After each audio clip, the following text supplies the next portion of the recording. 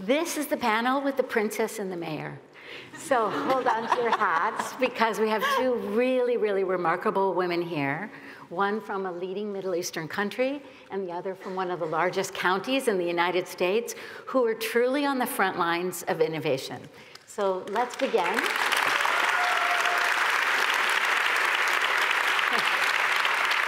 I think you both have a lot of fans in the audience, which is a wonderful thing. So you are both right in the middle of supporting huge innovations in addressing climate change. So can I start with you, Your Highness? Tell us a little bit about the innovations you're working on right now. Good morning, everyone. I'm really pleased to be here at this important conference that's focused on a topic that I'm very passionate about, climate action. In September, I launched and accelerated an independent NGO that's working to accelerate climate action by growing the green economy. And through this accelerated, our aim is to build a repertoire of investable projects that we hope will drive the green economy forward.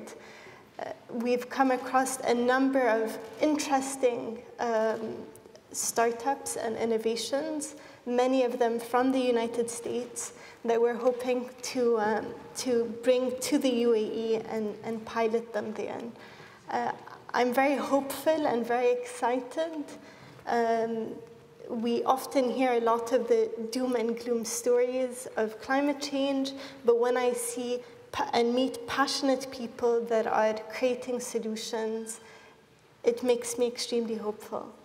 Thank you so much. And this UAE Independent Climate Accelerator, it is not just for entrepreneurs in the UAE, it's for entrepreneurs all over the world, is that right? Absolutely.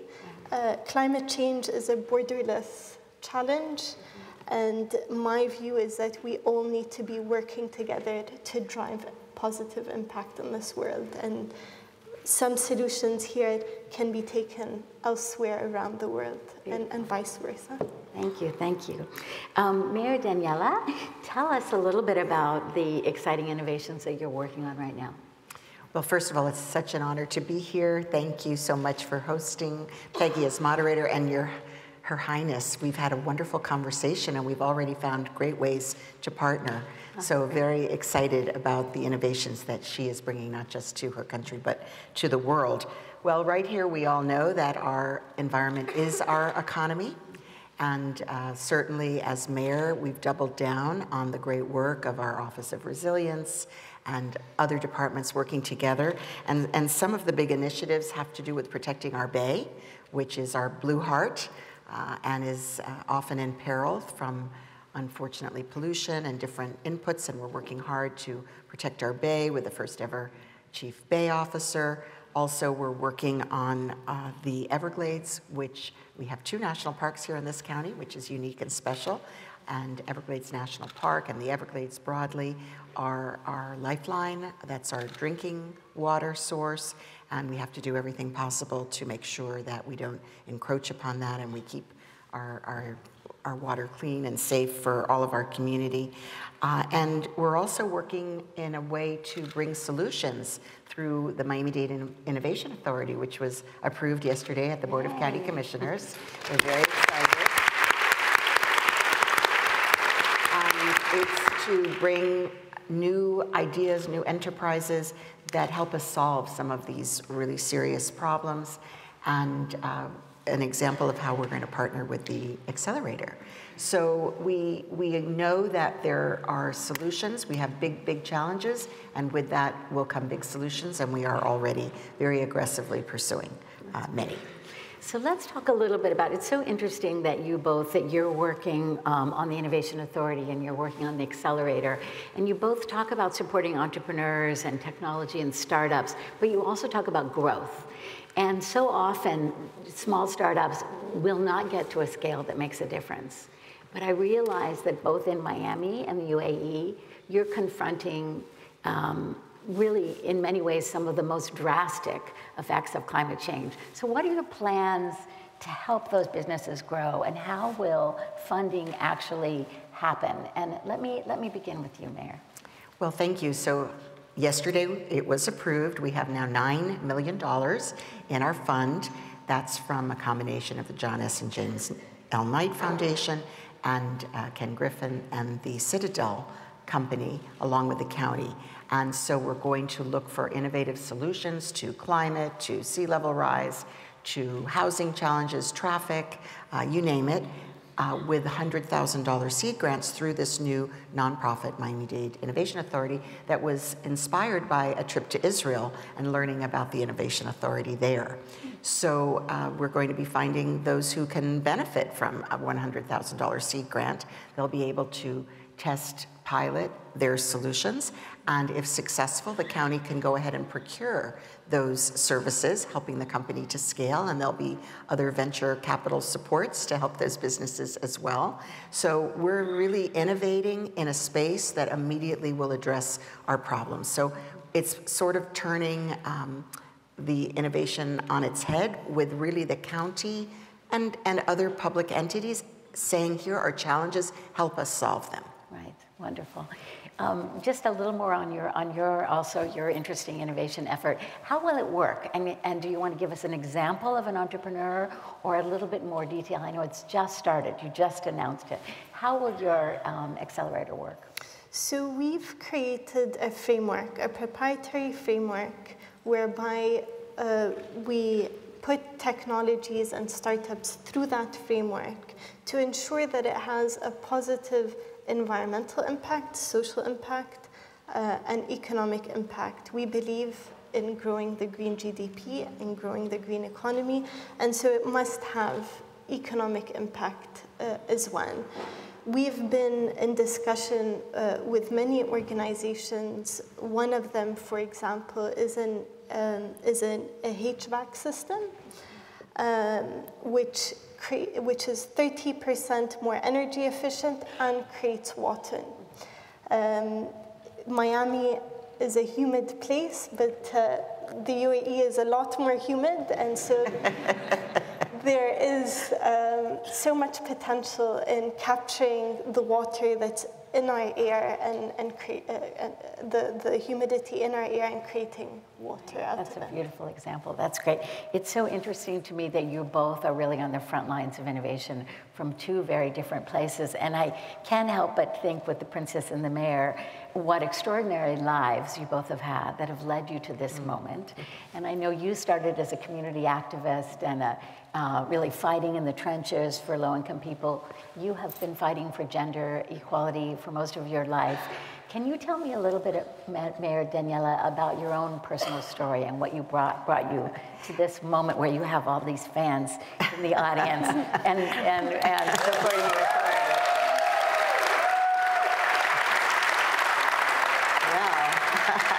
Well, it is Women's History Month, and it's International Women's Day. Yes. I am extremely proud to be the first woman mayor of Miami-Dade County.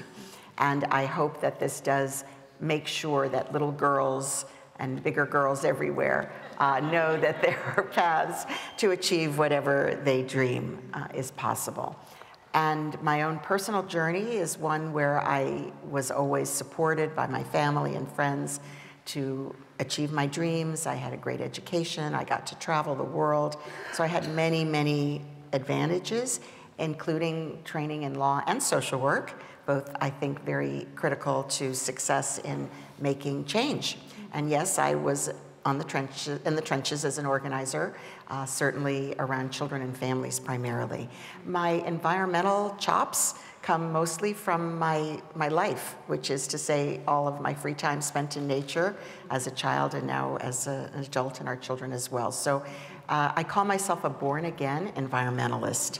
It was not, it was not my first path, but coming into this office as mayor, and a key factor for why I came into it was because I knew that I needed to be on the front lines, protecting, preparing, building momentum and support for the important work that lies ahead. Beautiful, thank you. Her Highness, will you tell us a little bit about your own life and your personal story and what brought you to this moment? Just like Mayor Danielle, I've always been passionate about nature and the environment. I try as much as possible to spend times in the great outdoors. I'm an avowed thalassophile, and that's why it's important for me to be by the ocean, and that's one of the reasons I'm so pleased to be here in Miami by the sea. I come from a lineage of leaders who cared deeply about the environment and people. And my nation is 52 years old, but we managed to leapfrog many nations. And my ancestors really cared deeply about the land, cared deeply about wildlife. I was recently at the National Archives, and to see the impact that they had had globally was impressive. They had brought back animals from the brink of extinction, the Arabian oryx. They've supported conservation efforts globally, like the Bengal tiger. And these things have influenced me as a person, wanting to continue to lead and to do what's right for the people, for the planet. My region, my country, is the first nation within the GCC region to sign up to the Net Zero by 2050 pledge, which makes me very proud. Wonderful. Wonderful. Those are beautiful stories, and I understand you both sit on the boards of nature preservation work, which is wonderful. You said something to me the other day, Your Highness, about, we mentioned a commitment by 2030 net zero, but you said something about the prognosis for the UAE that was quite dire, and I think there's probably a similar projection or prognosis for Miami. What was it you said? You said? I said that our temperatures in the region, in the Middle Eastern region, are rising 2 times faster than the global average. So we're really at the forefront of climate change and feeling the effects of it. A study by MIT suggests that by 2100, my region will be uninhabitable. And there are serious health repercussions as well, and effects to our crop production. Yeah, exactly. If I could, yes, add on that, we have the most days of extreme heat of anywhere in the country. So while the temperature on its own is not the most sustained, when you add the other factors, the humidity and so on, and this is extremely dangerous as well. Obviously, so many outdoor workers, just the sustainability of the climate. Yeah, and how are you addressing that issue of heat? We have the world's first chief heat officer, Jane Gilbert. Wow. Yes. And clearly she's had a global impact, and through our Strock Foundation around the globe, there are others now. 2 years ago when we started, people laughed at us, but no more, because we all see the extreme weather and particularly heat. Now we have a heat season. We have a major educational campaign around how to avoid the impacts of heat, and we have cooling centers, major initiatives around cool roofs, and other things that we're doing. Oh, that's wonderful. So, you know, really quite literally, you both hold the future of Miami-Dade County and the UAE in your hands in the roles that you're playing.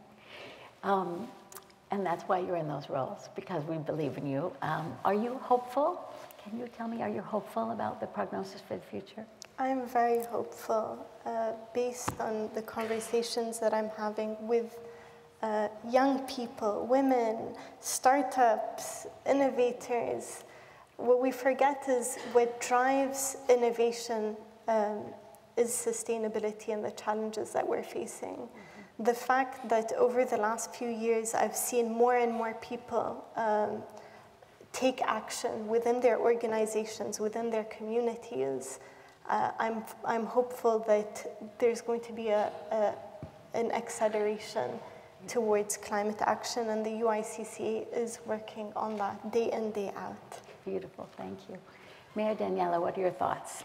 Are you hopeful? Yes, I'm cautiously hopeful and optimistic. I am by nature an optimistic person, and I see the involvement of young people, of more women in leadership roles, greater focus at the local level, local government, local enterprises, and getting attention on the world stage, that we are doing real things in our local communities and galvanizing support. I think that's the key, and it's really on all of us. So I think that the early adopters were here, but now the speed of adoption, of understanding, and the necessity to take action is accelerating rapidly. And things like insurance, I just want to go back for a second.